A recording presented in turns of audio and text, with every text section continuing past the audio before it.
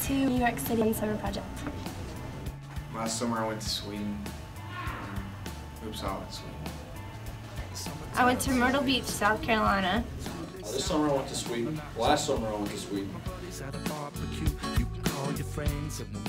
I heard a lot about summer project last fall whenever they were discussing it during crew and stuff, and I started to pray about it, and at first I was very turned off against it. I was like, well, I'll just go later and I'll wait, and God really just kept hitting me hard with it, and so I decided to go ahead and apply.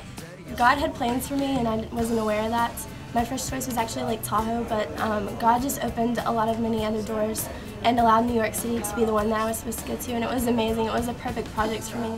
Honestly, why I went was because I really enjoy it, and I always grew a lot on every project that I've been in. And first of all, it was fun.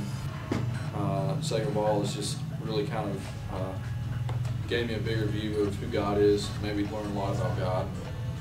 Around 7 p.m. I'm gonna call my friends. New York City is an inner city summer project, and it's different from all the other projects. I didn't have a job. There's 3 different tracks, and one of them was art, and that's the one that I was on.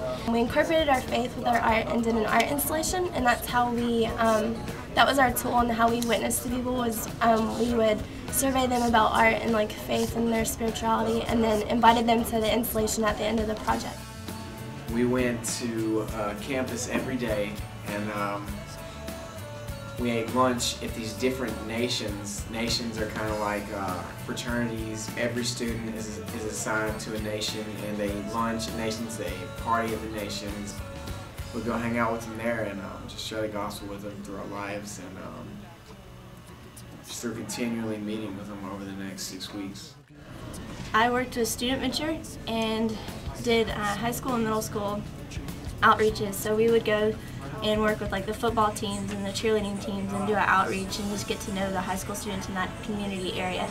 I also worked at Landry Seafood House as a server, and that was awesome at Broadway at the beach, and got to experience that and just get to know the coworkers there. Sport raising is not begging for money, and the people out there who want to invest in the lives of others for the sake of the gospel. It's just giving somebody else an opportunity to be part of ministry, be part of sharing the gospel with the rest of the world. It forced me out of my comfort zone, just talking to people that maybe I haven't really been friends with, for my whole life, and asking those people for names of other people that they might think would be interested in supporting it.